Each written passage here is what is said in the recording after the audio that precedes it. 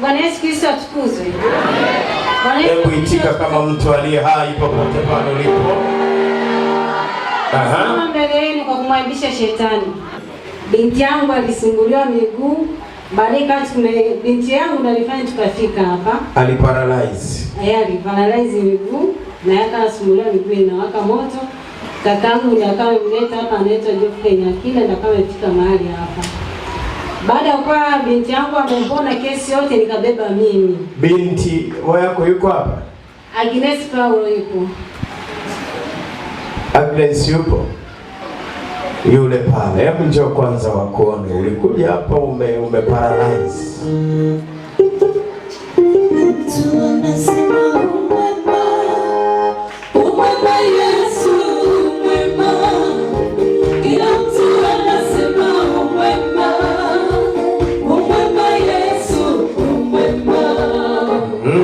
Tena mnafanana alafu mnalingana. Baada ya Agnes kupona, mimi ndo nichukua mzigo wake wa kuwa kifo. Na wewe sasa wakaanza kulipiza. Tena mimi ndo nimepambana kuliko Agnes sasa. Aha. Maana kila mtu alinitazama mimi. Na sasa kama mimi ndo alitakiwa mimi ndo niwe mlemavu, nisiweze kutembea, nikapigwa na upofu na uziwi. Macho yakawa yaoni. Nikawa sioni. Masikio hayasikii. Masikio hayasikii. Miguu haitembei. Miguu haitembei, inawaka moto, imekufa ganzi. Nikitembea ina maana kwamba nitumie nguvu. Naweza nikatembea kiatu nimekiacha ndio mimi napekua najua kwamba na kiatu kumba Mungu. Lakini nashukuru Mungu. Yaani unatembea kiatu kimeshatoka mguu. Kimeshatoka miguuni. Mimi najua na kiatu kumbe niko pepo. Kuna watu wanaiangalia miguu yako mpaka wanakitikisa kitu. Hadi kiasi kwamba kana anambia mama umedondosha kiatu chukua. Natoa kwa sababu sioni. Ila namshukuru Mungu. Nilivyomwona kwani akaniombea. Na mpaka dakika hii hapa nilipo ninaona.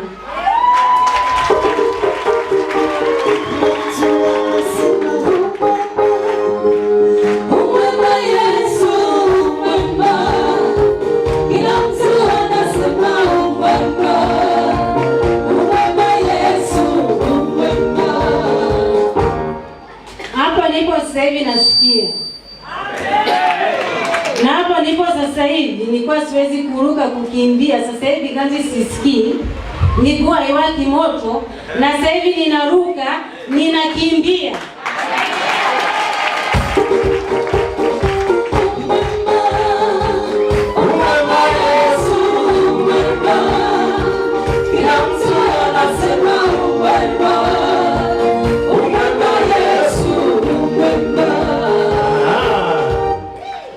Na umesahau moja, umekuwa kama msichana.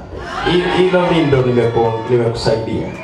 Kwa sababu nimepona, Yesu amenibadilisha, nimerudi msichana, sio mzee tena. Jamani, si mlimuona alikuja hapa kama mzee? Unakuzeeka tena kwa Yesu hapa? Hapa mambo safi. Sasa ukimwangalia kweli utaona ndo amemzaa huyu binti. Si kama mtu na mdogo wake. Yesu aliyemponya huyu miguu akuponye na wewe. Nasema Yesu aliyemponya macho akuponye na wewe. Nasema Yesu aliyemponya masikio akuponye na wewe.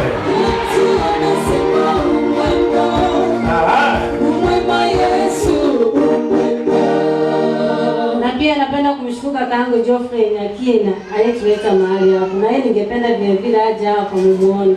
Maana singekuwa yeye hapa tusingepaelewa. Yaani sasa hivi tungekuwa hatupo duniani, tungekuwa tumezikwa. Familia yote ambayo tuende kushiriki ile nduzi. Mzee Nyakina, hebu njoo wakuone mzee.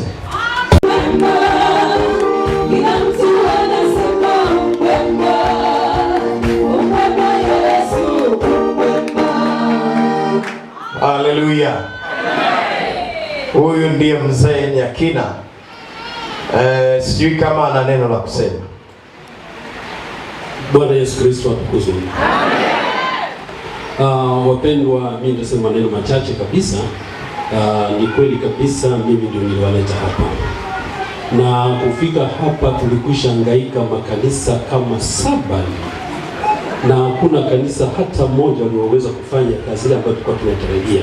Mawili tu dakika za mwisho waligundua tatizo, lakini kila akianguka mahali madudu yanatoka na sema tumsubiri akiingia kutoka kanisani.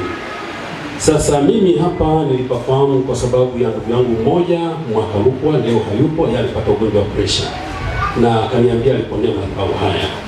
Sasa na mimi nikawaambia wa kwangu twende. Tulipofika hapa siku ya kwanza mimi sikuweza kumuona kuhani kwa sababu ilifika kama saa 10 hivi alikuwa ametoka safari mchana, nikamwambia niendelee, mimi nakimbia kazini. Lakini cha ajabu nilipokuja kwa nao jioni, waliniambia waliulizwa mtu ungekuja naye yuko wapi, amewaleta hapa yuko wapi? Nikashangaa huyu mtu kamwaje kwamba mimi nilikuwepo. Na hapo ndo nikaanza kuona huyu ni mtu wa ajabu. Bwana Yesu Kristo atukuzwe. Baada ya kuwa tumefika makanisa yote na siku tukafika kwa kuhani, akawaeleza matatizo yao, na mimi kwa mara ya kwanza nikidhania ni mzima, ndio akaniambia na wewe una matatizo. Kwa mara ya kwanza kuhani Musa, napenda kukushukuru sana sana sana. Nimezunguka makanisa yote, hakuna mtu aliniambia tatizo langu mimi. Tulikuwa tunahangaika tuna mimi nikadhania mzima, kumbe na mimi nilikuwa na tatizo kubwa na tena kubwa sana.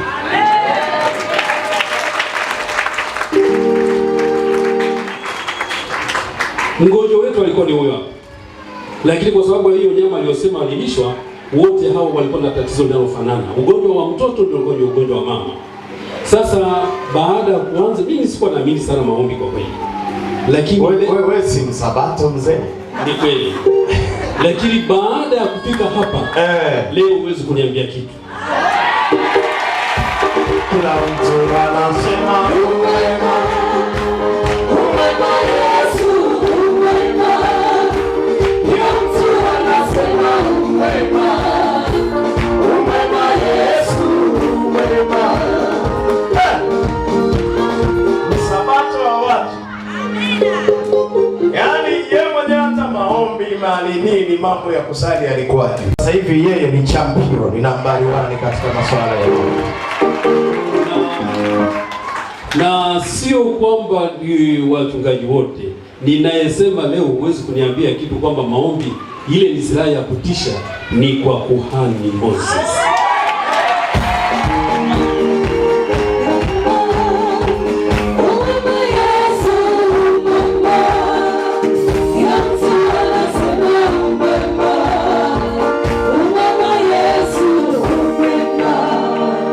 Ndio maana toka tumefika hatujai kutoka tena hapa. Huyu binti mnayemuona ni haya tezote imeanza toka mwezi wa 12 mwaka jana. Na hajawahi kutumia dawa yoyote. Leo amepona, amefika hapa ni maombi tu. Mama yake hali kadhalika ni maombi tu. Leo amemrudisha katika hali uliyomsikia. Ilifika mahali kwa tunaona kabisa huyu ataondoka. Yaani sasa hivi sio yule. Mimi kuhani akaniambia nyumbani kwako kuna matatizo. Twende tukatoe matatizo, chukua namba yangu niite, twende tukaenda nyumbani kwangu. Akatoa vitu ambavyo hata kama ningekaa miaka 100 katika ile nyumba nisingekaa nikundue.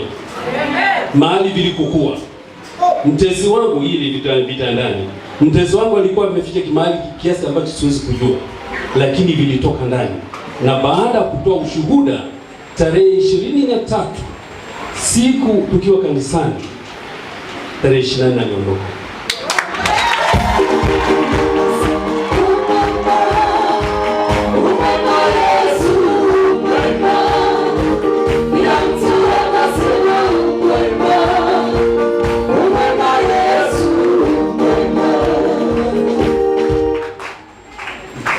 Alice alikuwa ni kiongozi kanisani. Na mimi nikasema kuhani hapa papo sitoki. Manake wao walishindwa kugundua tatizo nilokuwa nalo. Mpaka nimekaa sana kwa sababu muda mrefu. Lakini nilipofika hapa kuhani aliona tatizo langu mara moja. Na amenisaidia. Ninaamini kabisa labda kuhani ataeleza naye. Asinga alikuwa yeye, nyumba yangu nyingine ingekwisha ota nyasi za kutosha.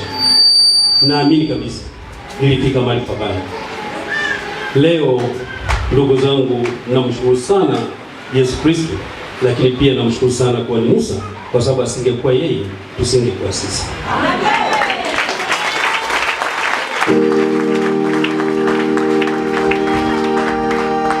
Barikiwe sana mzee Nyakina. Namuomba tu Mwenyezi Mungu azidi kumpa nguvu, aifanye kazi yake, bado na nguvu, mahitaji ni makubwa.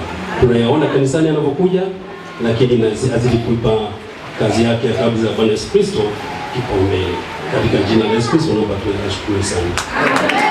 Hebu chapa mikono mikubwa tena baba. Mimi namalizia kwa kusema kwamba ukimwona kwa akakwambia kwamba tumia kitu fulani, msikatae wala msidharau.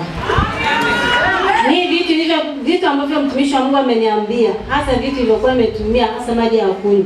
Nimetapika vitu vya ajabu sana, mwezi kuamini. Nimetoa vitu vya ajabu sana tumboni, labda hivi ndio gani hivi unahisi kama ndio ningekata maisha yangu. Nimetapika mjusi, mimi nimekula nyama lakini natapika mjusi. Nimetapika mayai ya chura, sijui na ambaye anaweza kuelewa mayai ya chura. Nimekula nyama lakini nimetoa mayai ya chura huko kanisani. Kitu cha mwisho nimekuja kujisaidia jiwe. Kweli baba nashukuru na dhabahu hii. Mwisho umejisaidia jiwe. Na nilipojisaidia jiwe ndio kupanda kwangu mpaka saa hizi. Niko mbele zenu.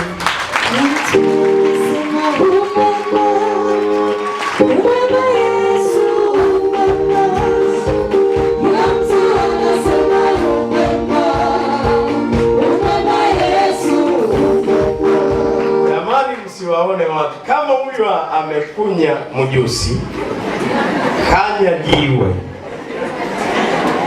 mayai ya chura, wewe unani kwenye tumbo lako?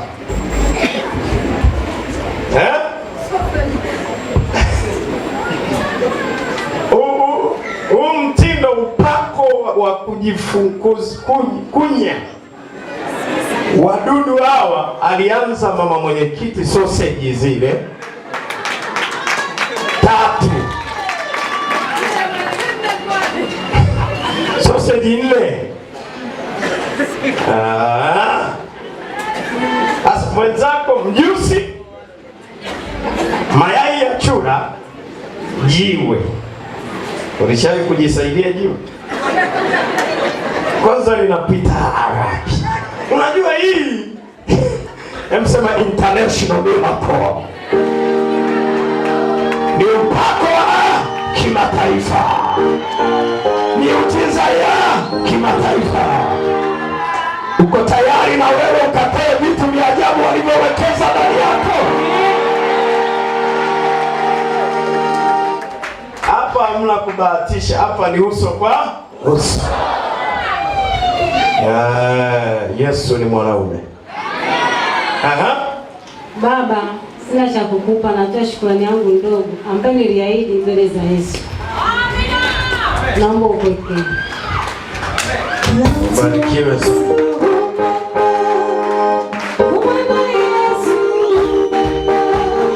Bwana Yesu Kristo atukuzwe.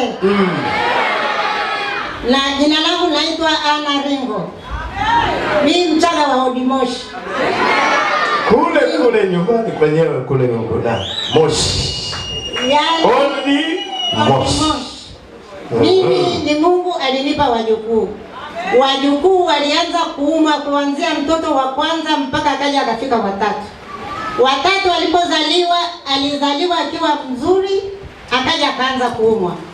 Alipoanza kuumwa alipeleka hospitali Muhimbili alikaa akarudi, hali ni ile ile. Nikaja nikakaa naye, siku moja ikawa kwamba hali imekuwa mbaya. Ikawa sasa nakimbilia hospitali. Kabla ya kufika hospitali nikasema ngoja niende kwa mchungaji wa KKT. Ninaenda kwa mchungaji wa KKT, baba mmoja akaniona nikikimbia. Aliponiona akaniuliza, "Mama, unaenda wapi?" Nikamwambia naenda kanisani. Alipoona nimekatiza nikaenda kule kanisani, nikamkuta na mchungaji, naye ilikuwa ni sikukuu ya mavuno. Anataka kutoka mle ndani, anafunga milango muda wa 1:30 aende nyumbani. Nikamuomba nikamwambia, "Naomba unibatizie mtoto." Akanyanyua mkono akamwekea. Alipomwekea yule mtoto, aliingia ndani akavua kanzu yake, akachukua maji akambatiza mtoto. Mtoto alipata nafuu, tukarudi nyumbani. Kesho yake akaendelea hivyo hivyo. Nikiwa naenda hospitali nikakutana na mama mmoja. Yule mama akaniambia, "Unaendaga wapi kila siku?" Nikamwambia naenda hospitali. Usiende hospitali, twende nikuonyeshe kwa mganga. Nikamwambia asante, wewe nionyeshe huko huyo mganga. Akaniambia nenda sehemu fulani, uingie nyumba fulani, utamkuta huyo mganga. Nilipoenda nikamkuta yule mganga aliniambia, aliuliza, "Hiyo paka inayolia inalilia wapi?" Na mimi nikazungusha kichwa kwa sababu sioni paka. Akaniambia, "Nakuambia wewe ulioko hapo na huyo mtoto, hebu mlete hiyo paka hapa." Nikapeleka yule mtoto. Akaniambia, "Huyu mtoto sintamhudumia na sintampa kitu chochote kwa sababu huyu mtoto ni wa kwetu." Nikamuuliza, "Wa kwenu kivipi?" Hilo ndio swali la muhimu. Akaniambia, kwa hiyo wao wana mahusiano na paka. Sasa akaniambia, kwa hiyo yule mtoto wameshamgeuza kuwa paka na ni wa kwao. Unaona sasa? Wewe unaenda kwa mganga akusaidie, kumbe nyama ndo umemletea sasa. Sasa bwana, huyu paka huyu analilia wapi? Haraka hebu mlete hapa. Mtoto anamuita paka. Jamani, hebu wasomeni wachawi na waganga wote. Msijiuze kwa waganga ninyi wenyewe. Hebu sema amen. Asema mtoto ni paka. Alivyompelekea huyu wa kwetu, manake kitoweo. Wasomee tena kwa wakati mwingine. Aliniambia kwamba huyu ni wa kwetu. Na huyu anafanya kazi zetu, anabeba watu 1000 kwenda kufanya kazi zetu. Alikuwa na umri gani? Alikuwa na miezi 3. Sasa mimi nikamwambia, sasa haya mambo na ni Msangi unayasikia? Maana nakuona unalala, mgondwe amekuambukiza upako. Mimi nikamwambia, yeye naona yuko makini, ila wewe sasa. Mimi nikamwambia yule mganga, naomba unisaidie. Akaniambia huna msaada wowote nitakao kusaidia. Kwa hiyo iliyopo ondoka. Tuachie. Aliniambia ondoka. Nikaondoka na mtoto wangu. Sasa nikaenda nikakutana na kesho yake nikakutana na mama moja, anaitwa Mama Neema, ambaye tuna kituo pale nyumbani kwake kule Bonde la Mchicha. Nikamwelezea. Nilipomwelezea Mama Neema akaniambia kuna mtumishi wetu ambaye anaitwa Mchungaji Musa. Na Mchungaji Musa ndiye aliyemwambia Neema alipokuwa kichaa akapona. Nikamwambia, "Huyo mchungaji yuko wapi?" Akaniambia siku fulani atakuja. Nikamwambia, "Ni yule nilimwona akipita huku mtaani akiwa kitoto kidogo." Akaniambia, "Ndio, huyo ndiye aliyemwombea mtoto wangu akapona." Nikamwambia, "Sawa. Huyo mchungaji atawezaje? Kama mganga kashindwa, yeye ataweza?" Akaniambia ataweza. Nikapeleka mtoto. Mchungaji akaniuliza, "Mama, mtoto wako anaumwa?" Nikamwambia ndio. "Hebu mlete hapa." Nikampelekea. Akaniambia huyo hana neno, atapona. Kichwa kimeshabadilika, badala ya kichwa kuwa kama cha binadamu, kimegeuka kawa kama cha mbwa. Na huo mdomo ukawa kama wa mbwa. Sasa nikawa naenda kwenye maombi. Kila anapokuja anamwombea mtoto. Yule mtoto alikuja kupona, na yule sasa hivi yule mtoto ni mzima.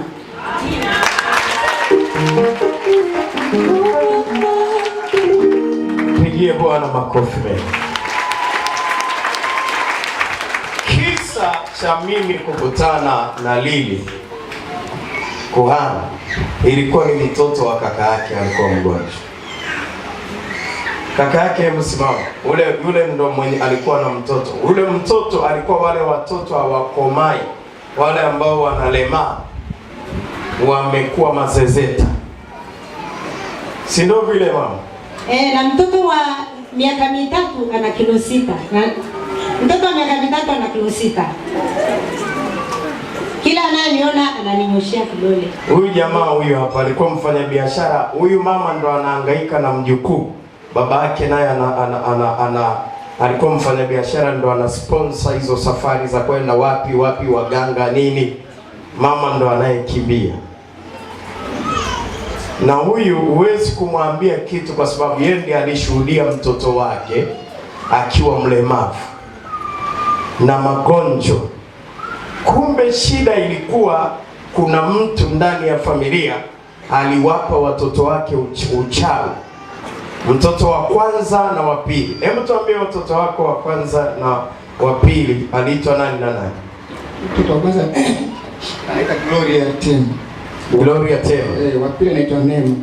Neema. Watatu anaitwa Eben. Ebeneza ndio yule aliyelogwa sasa.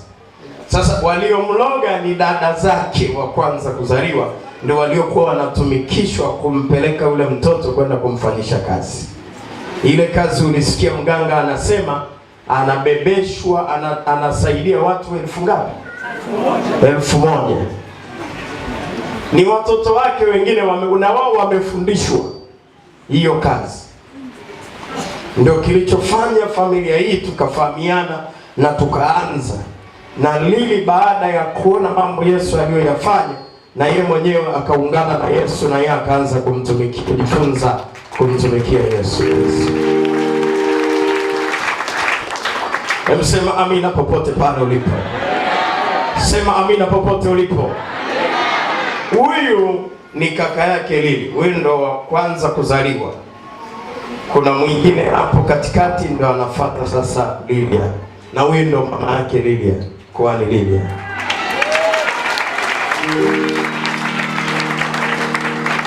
Muongeze tena Bwana makofi mengi. Mama sasa mrudishie mama.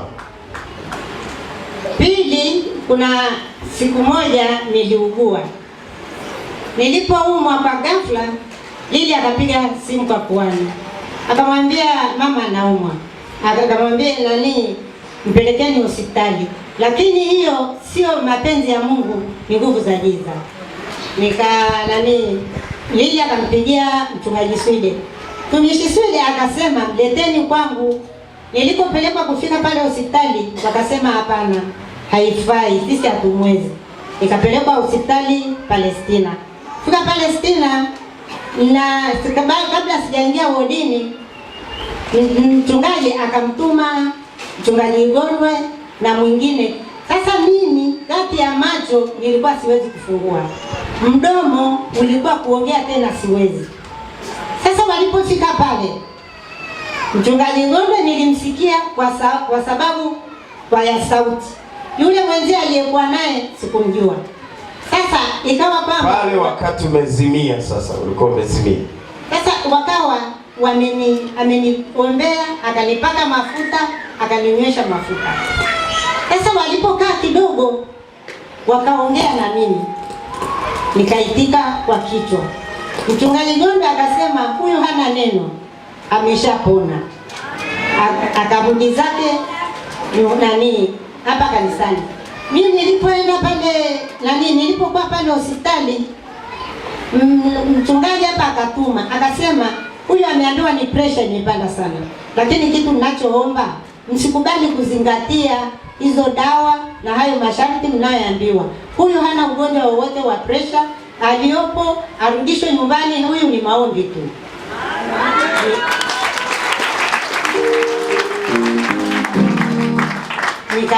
Nikalala pale siku 2, ile ya pili nikabidi nirudishwe nyumbani. Wakaomba nikarudishwa nyumbani.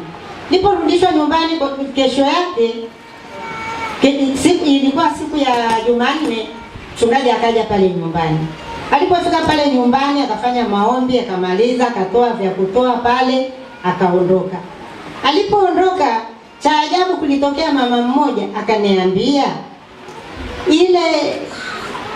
ile pressure iliyopanda sio kwamba ni mapenzi ya Mungu.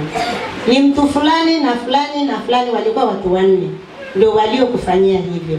Nikawauliza nyie mlijuaje? Akaniambia mimi niliota katika ndoto.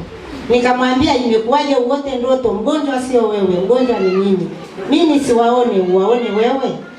Akaniambia na vile vitu mchungaji aliotoa humu ndani vyote vimeambiwa kwamba vitarudishwa vyote, vitakuja kurudishwa humu ndani. Kama mchungaji hatarudisha vile vitu vyake, hata wewe mwenyewe, sisi wale waliovileta wataleta vingine. Nikamwambia watashindwa na hawataweza tena. Ndio hapo mchungaji akamtuma Lili. Kamwambia Lili, nenda kamwambie mamako, wale watu vile vitu niliotoa kule nyumbani wananipiga vita sana hapa. Wanakuja wananiambia nirudishe vile vitu. Lili alipokuja kuniambia hivyo, na mimi nikamwambia fulani amesema kwamba vile vitu mchungaji aliotoa humu ndani vinatakiwa virudishwe. Akanambia ndio jambo ambalo mchungaji amenituma. Lingine, mchungaji nilikuja nikamwaga hapa mwezi wa 12, nikamwambia naenda Moshi. Akanambia hapana, usiende bila kuniambia. Nikamwambia naomba mchungaji uniruhusu. Akanambia njoo siku fulani. Nikaja nikamuona. Nilipomuona akanipa mafuta na maji. Nikaenda nyumbani. Nilipoenda nyumbani nikamwaga yale maji, nikachukua yale mafuta nikapaka kila mahali kule ndani. Fanya maombi yangu nikalala. Kulitokea wanajeshi wakavunja kontena lililokuwa pale nje, wakalivunja wakatoa vitu vilivyokuwa kule ndani vyote. Nikawauliza, nyie mnaevunja hili kontena mnatoa vitu vya watu, mnafikiri hivi vitu sitaharibi? Akaniambia walishindwa masharti, kwa hiyo tusabu tukavunja. Na kila nguo iliyokuwa kule kwenye lile kontena ilikuwa na fundo. Nikamuuliza mama mmoja hapa jirani, kwa nini hizi nguo zimefungwa? Akaniambia hizi nguo zimefungwa kwa sababu gani? Zimefungwa biashara wanazozifanya, usifikiri wenzio wanafanya bure. Nikamwambia sawa, sio mbaya, lakini wameshashindwa. Nikaja siku nyingine hapa, ndio sababu mimi nilisema fungu la 10 au bahasha ya kuinuliwa sintaiacha. Nilikuja nikafika hapa, nikawa natoa fungu la 10 ya kuinuliwa sitoi. Nilipotoa ile bahasha ya kuinuliwa, kilichokuja kutokea, mchungaji alisema kwamba ambaye ni mgonjwa hapa, haya mafuta leo ataenda kupona. Mimi hivi vidole vilikuwa vinatoaga maji, vinavimba vinatoa maji. Nikaenda nikapaka hivi vidole. Tangu leo mimi ni mzima. Kwa hiyo mimi nimekubaliana na mafuta na maji kuyatumia. Nyumbani kwangu sikosi mafuta hata maji. Namshukuru sana mchungaji. Nilimwona mtoto, kumbe sio mtoto, ni mkubwa.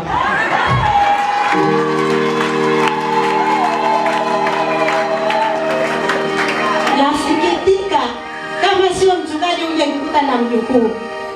Ungekuta wajukuu zangu wote wameishi. Lakini kwa kuwa ni mchungaji, namwombea Mungu ili naye kizazi alicho nacho kutokee mtu atakayekuwa kama yeye.